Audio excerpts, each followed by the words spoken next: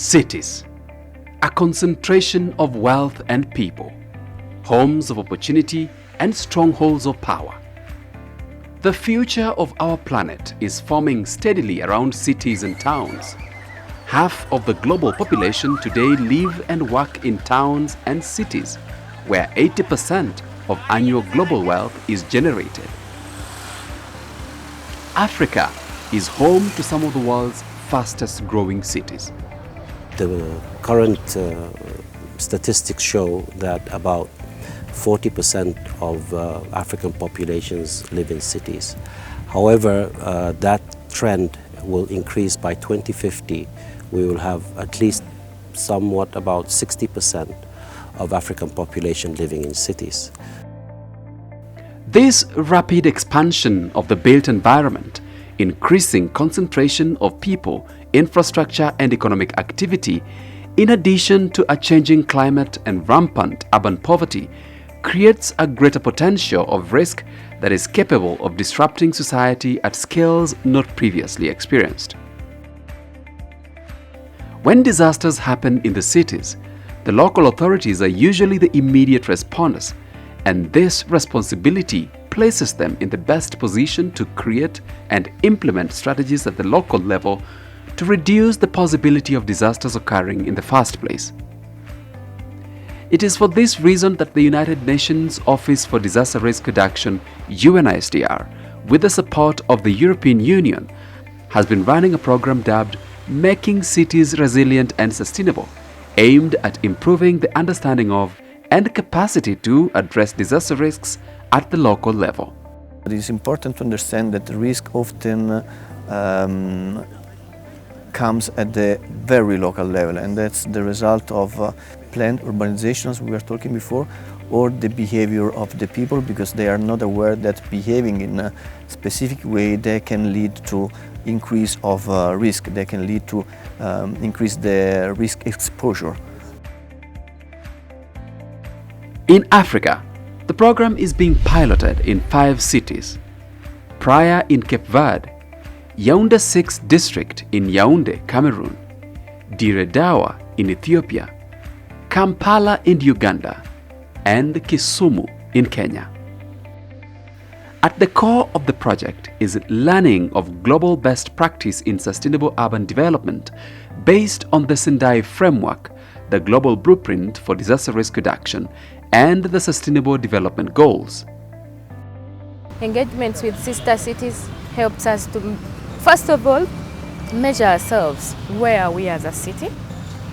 Secondly, it helps us to learn from them and also to share what we've done best.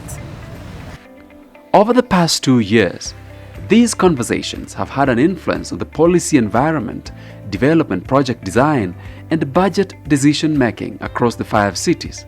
But after centuries of urbanization, which also means centuries of development-generated risks, how does a city quickly correct the wrongs of the past and build resilience towards a complex future?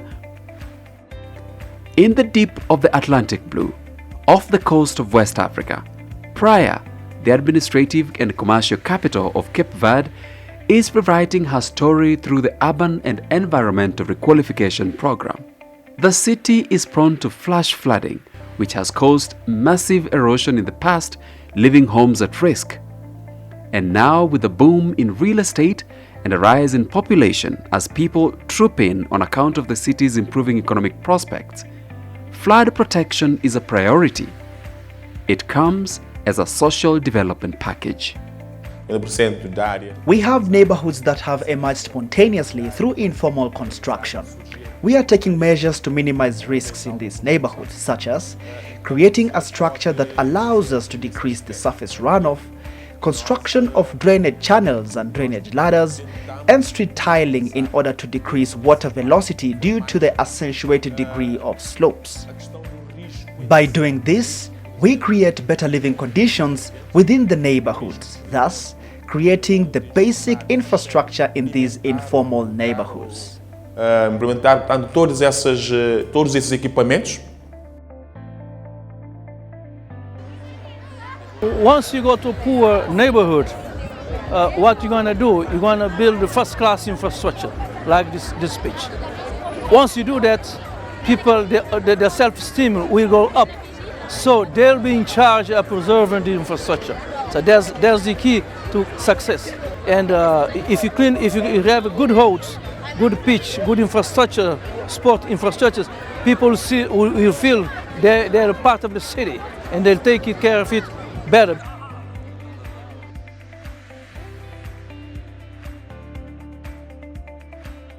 This is Yaoundé 6, one of the 7 councils making up Cameroonian capital Yaoundé. As the scramble for urban space and opportunity takes root, large populations live in hazardous valleys and riparian lands, causing runoff water to flow in different, random directions when it rains. There is no point in buying a plot at 200 francs and build a house. Then 2 or 3 years later, find yourself in a situation where you have to move because you can't live there anymore. We help people understand this, understand that they can relocate elsewhere. Even for those who come to buy plots, help them understand that there is no point to come pay for a plot in an area in which 2 or 3 weeks later, they will need assistance. These mobilizers that we train go to the ground, raise the population's awareness, and we are seeing changes progressively taking place. The local authority and the people are putting the work to change the story of Yaoundé 6. On this day, as they do each month, residents are out in their numbers, clearing the drains and cleaning up their immediate surroundings.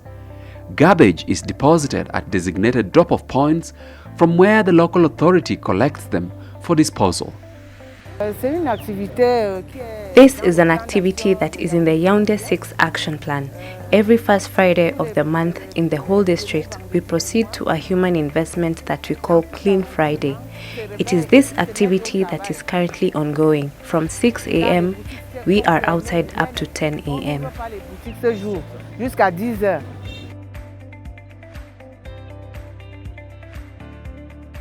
Under the clear skies, on a hill overlooking the Redawa city in eastern Ethiopia, men and women sing to cheer themselves as they lay the first wall of defense against flood disasters. Terraces.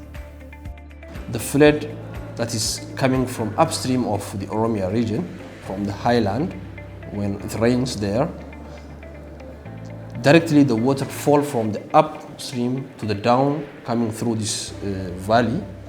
So it hurts a lot of people. Maybe you have an information about 2006 tragedy of this flood. We have lost about more than 200 people. Maybe around 54 people are accounted. 10,000 people also are displaced from their home.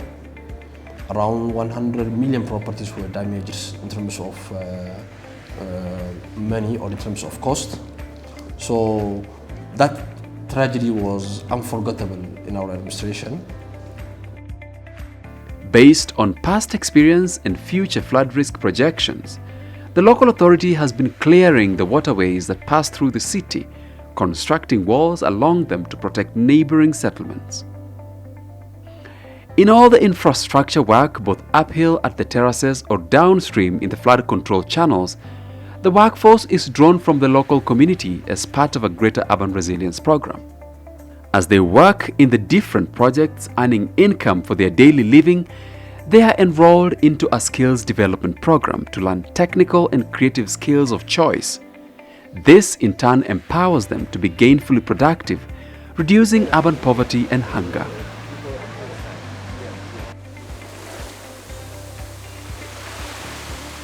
On the shores of Lake Victoria in the west of Kenya, Kisumu City is making progress from a past of perennial cholera and dysentery epidemics.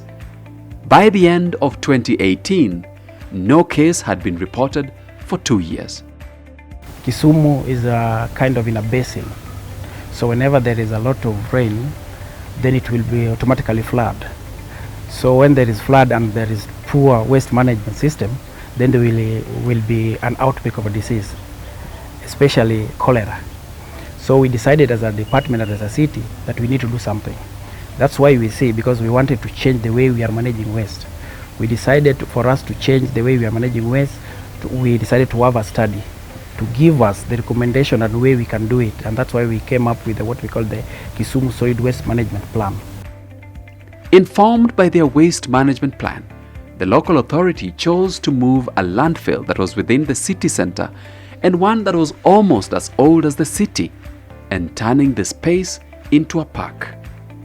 We wanted to use the inert waste from the dump site to rehabilitate abandoned quarry, which was also a disaster risk.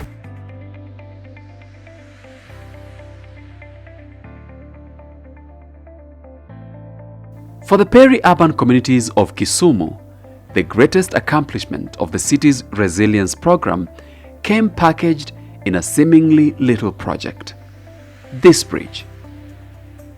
Flooding of this stream not only put their lives at risk, it also disconnected them from the city, meaning they would stay for days without supplies of important commodities and services, and their mostly perishable commodities would not reach the market, causing losses.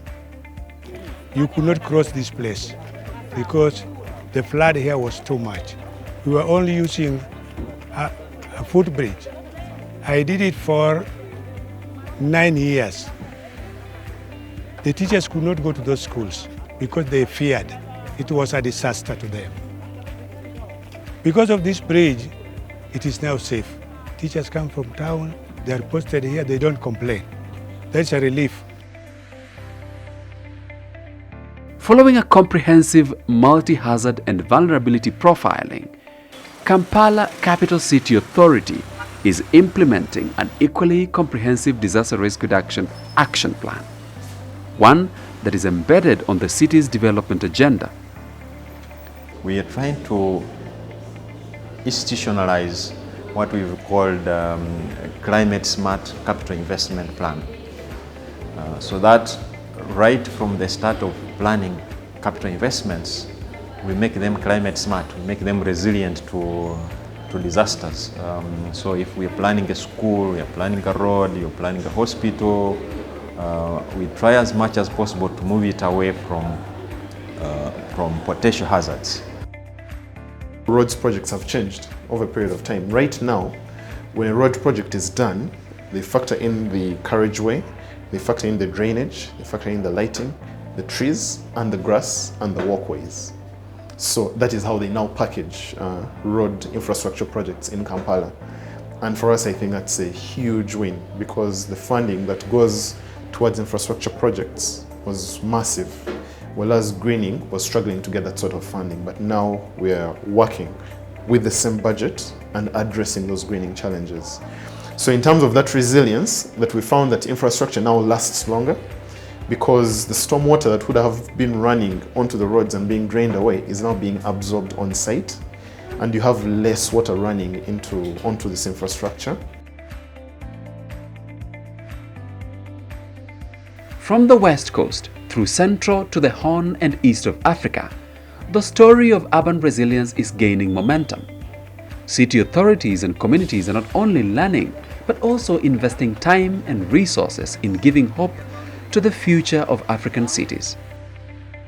The pilot program in these 5 cities provides important lessons and motivation for all cities and towns across the continent, a demonstration of the dividends of resilience.